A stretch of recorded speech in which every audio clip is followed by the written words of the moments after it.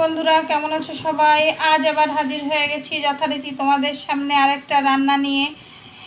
আজ একটু কাটা দিয়ে একটা রেসিপি করব, তাহলে আমার সঙ্গেই থাকো আর দেখতে থাকো আমার রেসিপিটা, যদি তোমাদের ভালো লাগে। দেখো, কড়াইতে তেল গরম হয়ে গেছে, যথারীতি তেলটা গরমই ছিল।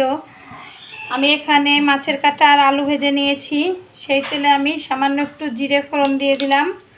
জিরেটা সুন্দর করে ভাজা হতে থাক। আমার জিরেটা ভাজা হয়ে গেছে, সুন্দর একটা ঘ্রাণ বেরিয়ে গেছে। এবার আমি এখানে শুকনো লঙ্কা, আদা, জিরে, হলুদ, লবণ একসঙ্গে নিয়ে নিয়েছি। এবার মশলাটা দিয়ে দিলাম। দিয়ে দিব বাটিতে একটু সামান্য জল, বাটিটা দিয়ে দিলাম। এবার ওই মশলাটা সুন্দর করে কষিয়ে নেব। এতে আলু দেব, আলুটা আমি আগেই ভেজে রেখেছি। সব কিছু একটু ভেজে ভেজে গুছিয়ে নিয়েছি। ভিডিও অনেক বড় হলে বন্ধুরা তোমাদের সময় হবে না, হাজার ব্যস্ততায় হয়তো ভিডিওটা দেখার। দেখো, আমার মশলাটা কষানো হয়ে গেছে। আমি আগে আলু ভেজে রেখেছিলাম, এবার আলুটা দিয়ে আরেকটু কষিয়ে নেব। আলু দিয়ে একটু কষিয়েছি, এবার আমি দিয়ে দিলাম মাছের ভেজে রাখা কাটাগুলো। এটা দিয়ে একটু নাড়াচাড়া করে নেব। দেখো, কাটা দিয়ে কষিয়ে নিয়েছি, সুন্দর তেল ছেড়ে দিয়েছে।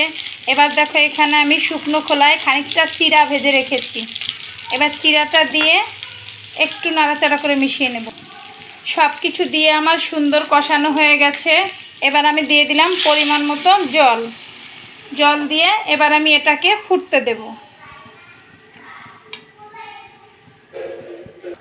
দেখো, আমার ঝোলটা কেমন টকবগিয়ে সুন্দর ফুটছে, বেশ সুন্দর একটা কালার এসেছে।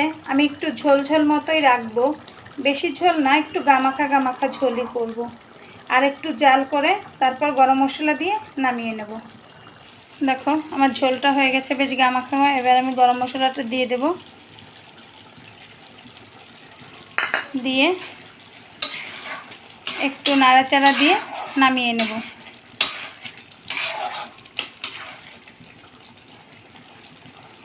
এবার আমি নামিয়ে নেব।